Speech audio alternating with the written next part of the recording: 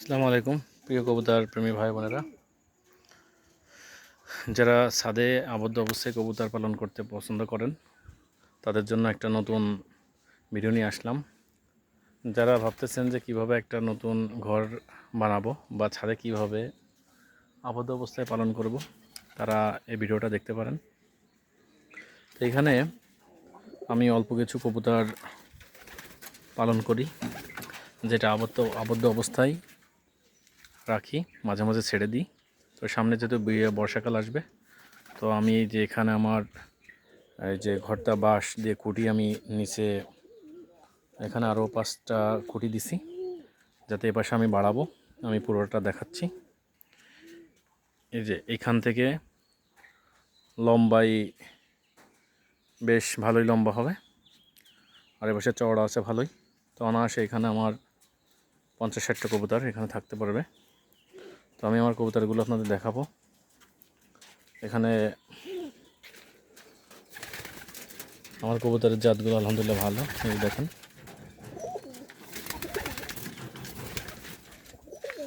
যে এই ঘরে 2টা বাচ্চা, মাশাআল্লাহ খুব সুন্দর হয়েছে।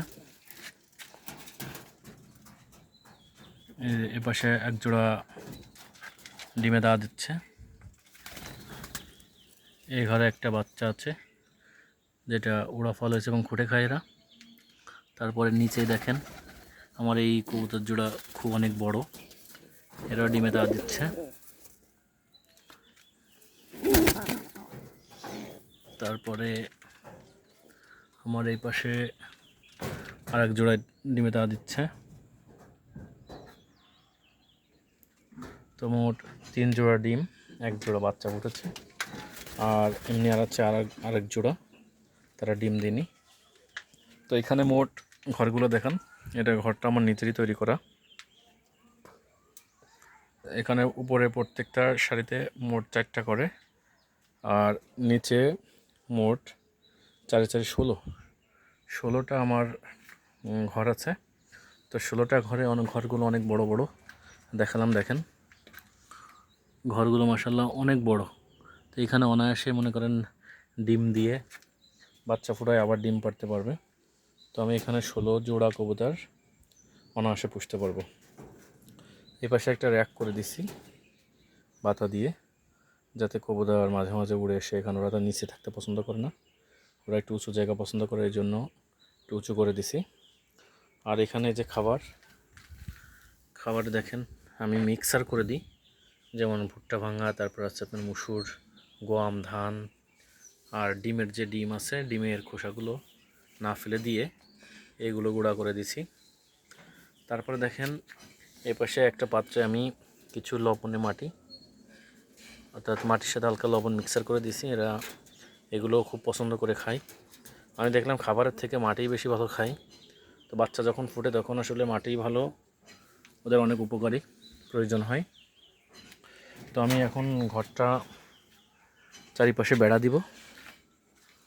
তো দেওয়া শেষ হলে আমি অবশ্যই আপনাদেরকে পরে আপডেট জানাবো। তো আবদ্ধ করে পালন না করলে আসলে অনেক সমস্যা হয়।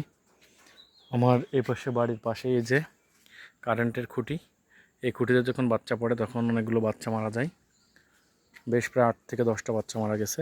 তা নাহলে আমার আসলে অনেক কবুতর আরও অনেক বেশি হতো। তো সেই কারণে আমি আসলে ঘিরে দেওয়ার ব্যবস্থা করছি। তো এই যে খরচ, আমার ঘিরতে বেশি টাকা খরচ হয়নি, এগুলো দাম কিন্তু খুবই কম।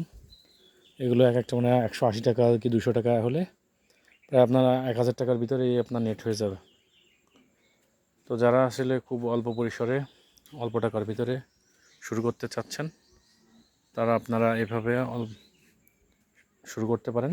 আর এই খুঁটিগুলো এই যে চারিপাশে চতুর্দিকে ইট দিয়ে, তারপরে একটু হচ্ছে আপনার বালি সিমেন্ট দিয়ে ঢালাই দিয়ে দিছি। এগুলো আমার সব নিজেরই করা, একদম বিনা পয়সায়। আর উপরে আছে একটু টিন দিয়ে দিছি, যাতে বর্ষাকালে বৃষ্টিতে না ভেজে। তো আরও ভালো করে করার চিন্তা আছে। তো আমি আপনাদের প্রতিদিন আপডেট দিব। তো সবাই পাশে থাকবেন, ভালো থাকবেন।